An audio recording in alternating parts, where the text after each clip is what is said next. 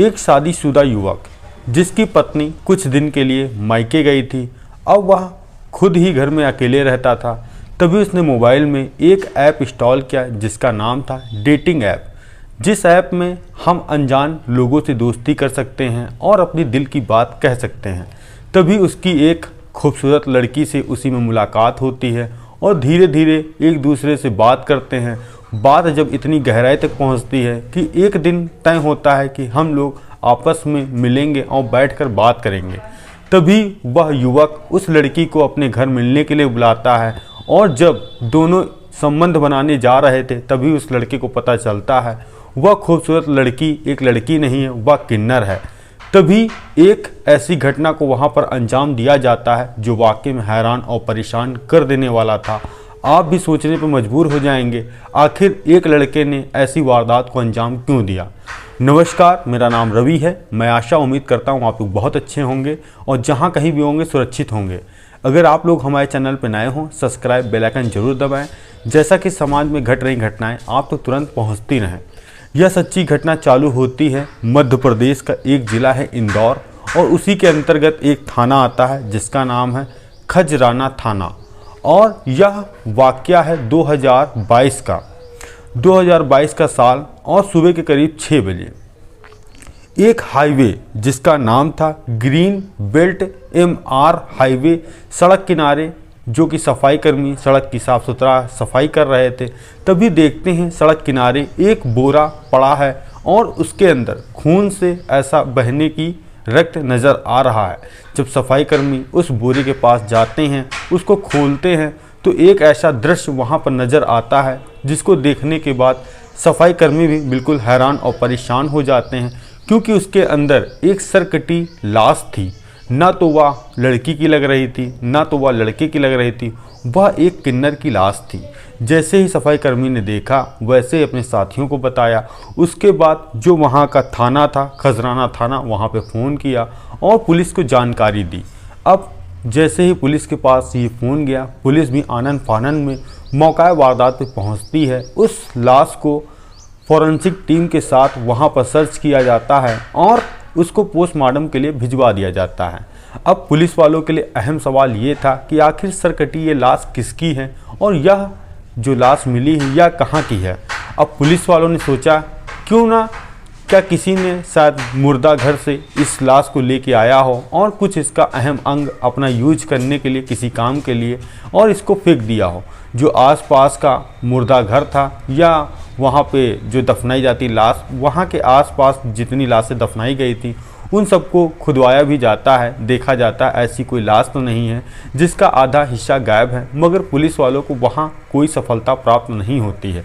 उसके बाद जहाँ घटना स्थल पर वह लड़की की लाश या किन्नर की लाश मिली थी उसके आसपास के 100 CCTV फुटेज खंगाले जाते हैं। तभी पुलिस वालों को एक कामयाबी मिलती है और उसमें दिखता है एक युवक जो कि एक अपनी गाड़ी में बोरा रख के लाता है रात के करीब 9 बजे और आधा घंटे बाद वह बिना मोटरसाइकिल से बिना बोरे के साथ जा रहा था।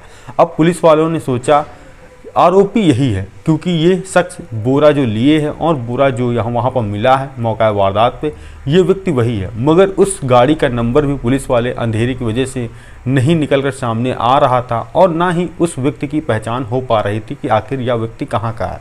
अब पुलिस वालों ने सोचा क्यों ना जो आसपास के थाने हैं और इस जो लड़की की या किन्नर की डेड बॉडी मिली है पता किया जाए कि आसपास का ऐसा कोई व्यक्ति तो नहीं जो गुमशुद हो या लापता हो। तभी जब आसपास के थानों में पता चलता है कि एक युवक गायब है जिसका नाम है मुहसिन उर्फ जोया किन्नर। अब उसके परिवार वालों तक पुलिस वाले पहुंचते हैं और उस युवक की लाश को जब परिवार वालों को शिनाख्त कराते हैं तो उनके परिवार वाले शिनाख्त करते हैं, कहते हैं यह मेरा जो मुहसिन लड़का है यह एक किन्नर है जो कि बहुत ही सीधा साधा है और हम लोग की फैमिली में बहुत ही खुशहाल रहता था, मगर उस दिन उसने कहा कि मेरे को थोड़ा काम है, मैं कहीं जा रहा हूँ। उसके बाद सुबह लौट कर नहीं आया और जिसका पहनने का रहन सहन एक लड़कियों की तरह था और जिसके बाद हम लोगों ने एक FIR भी दर्ज कराई थी और आज पता चला उसका किसी ने कत्ल इतनी बेरहमी से कर दिया है। अब पुलिस वालों ने उसका जोया का मोबाइल नंबर घर वालों से लिया और उसकी लास्ट लोकेशन खंगाली और जो उसकी नंबर की पूरी लिस्ट थी, जो डीवीआर थी, वो निकाली। तो पता चला उसने आखिरी कॉल एक युवक जिसका नाम था नूर मोहम्मद को किया है और जोया की लास्ट लोकेशन अशरफी कॉलोनी में मिली है। अभी पुलिस वाले ना देरी करते हुए अशरफी कॉलोनी पहुंचते हैं और वहां आसपास के लोगों से पूछते हैं नूर मोहम्मद का घर कौन सा है और क्या आपने किसी लड़की को इसके पास कुछ दिन पहले देखा था। तभी एक ऑटो वाला कहता है कि मैं इस लड़की को बैठाल कर चौराहे से इसके घर तक लाया था, जो कि घर नूर मोहम्मद का है, और उसके बाद मैंने छोड़ दिया था।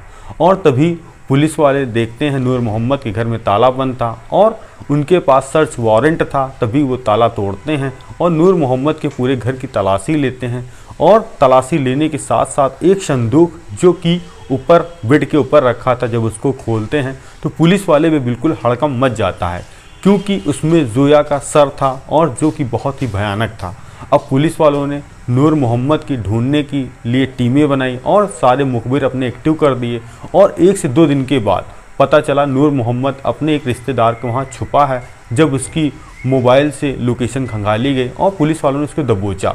दबोचने के बाद जब थाने लेकर आते हैं और उससे पूछताछ करते हैं कि तुमने जोया नाम की किन्नर का कत्ल क्यों किया, तो एक ऐसा वह सच बयां करता है और ऐसी एक कहानी बताता है जो वाकई में हैरान और परेशान कर देने वाली थी। तभी नूर मोहम्मद कहता है कि मेरा नाम नूर मोहम्मद है, मैं वहीं अशरफी कॉलोनी का रहने वाला हूं और मेरी शादी हो गई है।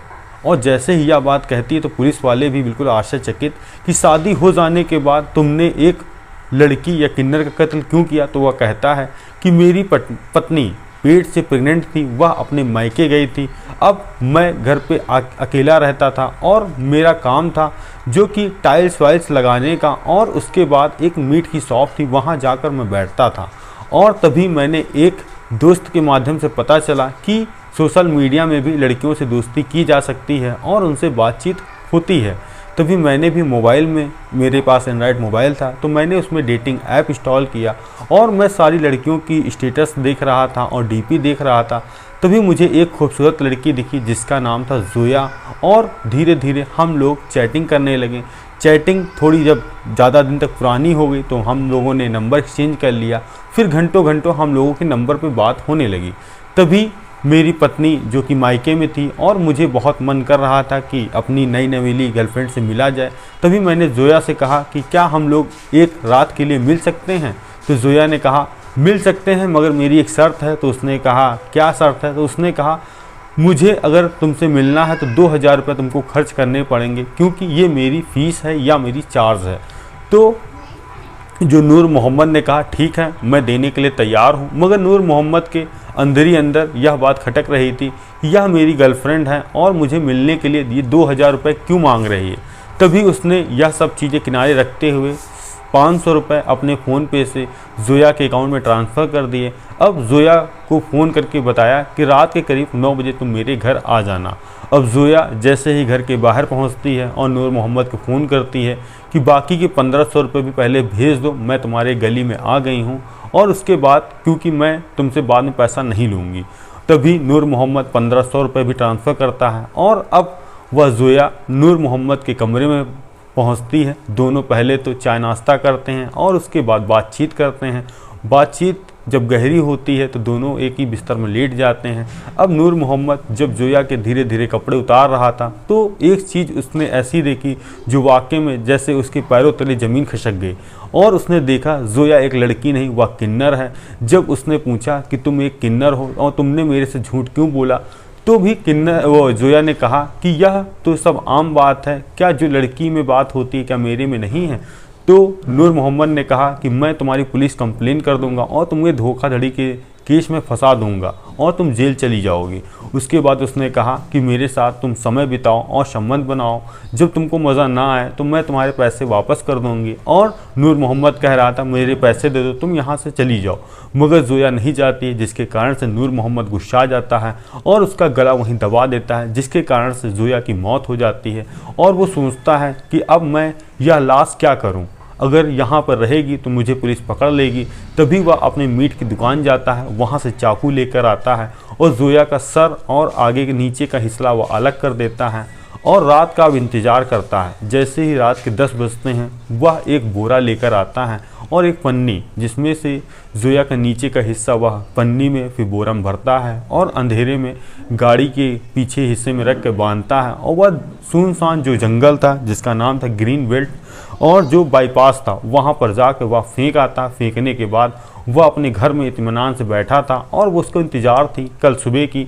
जैसे ही कल सुबह होगा वैसे भी वह सर फेंक कहीं और आएगा। तभी पता चलता है पुलिस वालों ने नीचे का हिस्सा बरामद कर लिया है। अब उसके आरोपी कातिल की तलाश कर रही है। तभी वह सर उसने संदूक में रख के और घर में ताला लगाकर वह अपने रिश्तेदार के पास चला गया। और पुलिस ने कड़ाई दिखाते हुए जब पूछताछ की, जब उसके मुंह से ये बयान सुना तो वाकई में वो लोग हैरान और परेशान हो गए कि आखिर एक शादीशुदा युवक ऐसा कैसे कर सकता है। और पुलिस ने उस व्यक्ति के खिलाफ गंभीर धाराओं में केस दर्ज करने के साथ साथ उसको जेल भेज दिया है और उसका केस फास्ट ट्रैक कोर्ट में चल रहा है। और यह कहानी सुनाने का उद्देश्य हमारा किसी को परेशान करना नहीं है, बल्कि आप लोगों को जागरूक करना है, सावधान रहें, सतर्क रहें और इन सब चीज़ों से बचते रहें। हम मिलते हैं नई कहानी में नई शुरुआत के साथ। जय हिंद, जय भारत। और आप लोगों का कोई सुझाव हो तो कमेंट के माध्यम से ज़रूर दें और ज़्यादा से ज़्यादा इस कहानी को शेयर करें अपने जानने वालों को और अपने दोस्तों को, क्योंकि आने वाली घटनाओं से वो लोग भी बचते रहें।